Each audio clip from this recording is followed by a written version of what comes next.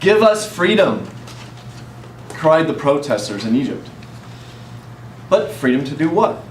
Is it the freedom to enter a business, free from bureaucratic fetters? The freedom to enter voluntarily into a market economy? And the freedom to speak one's mind without fear of political reprisal? Or is it the freedom to expand political controls over the economy and to move closer towards socialism, as the New York Times quoted one of the protesters? Or is it the freedom to impose Sharia theocracy, to brutalize little girls with genital mutilation, to oppress women and assault CBS journalists, and to wage war on Israel? Obviously, my hopes are with those who would expand individual rights and a free market economy. But obviously, freedom means many different things to many different people. Consider how freedom often is used here in America. Many people who call themselves conservatives argue that in order to establish a free market, government must come in and suppress a business that becomes too large and too successful.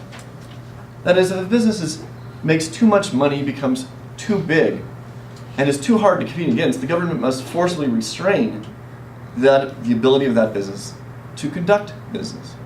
And that, we are told, gives us freedom of competition.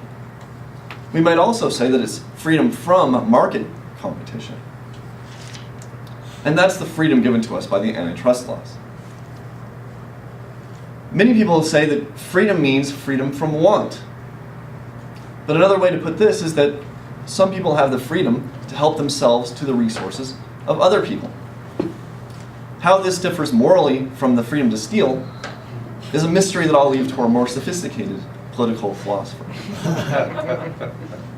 Or many people, especially in today's debates raging on the internet and TV, conflate freedom with democracy, that is, majority rule. Or in other words, 51% of the people are free to enslave the other 49%. More broadly, even dyed-in-the-wool theocrats sometimes claim to champion freedom, because if we are forced to obey God's commands as they define them, then we will achieve some sort of higher, transcendent, and spiritual freedom. I'll never forget visiting a Nazi concentration camp and seeing the sign above the gate. The sign read, "Arbeit macht frei." Work will make you free.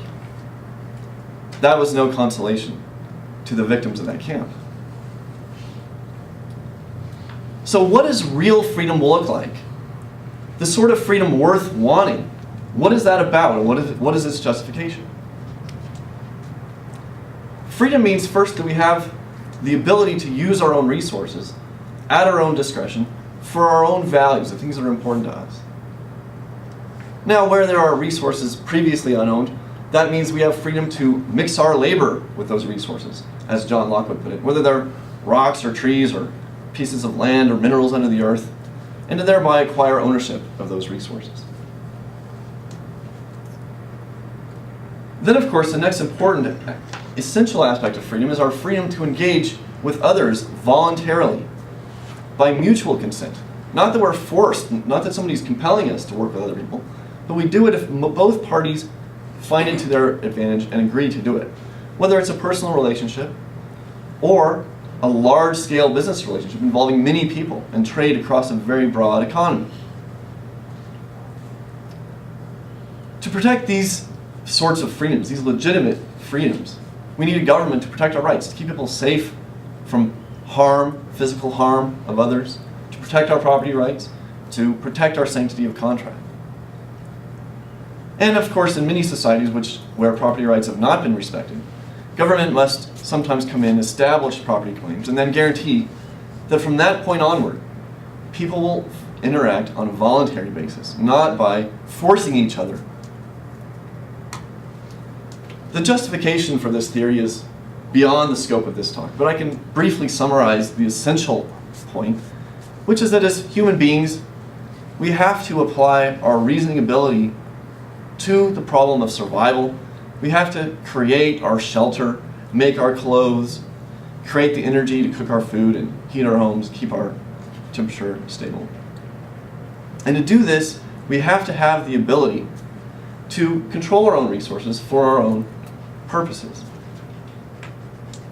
This is the sort of freedom that gives each individual the ability to act on his own judgment for his own purposes and to interact with others on a voluntary basis to achieve the goals that they agree are worth pursuing. This is the sort of freedom that should inspire people here in our country, in America, that should inspire the people in Egypt and in Bahrain and elsewhere in the Middle East and the people in the world to stand up and to cry, "Give us freedom." Thank you.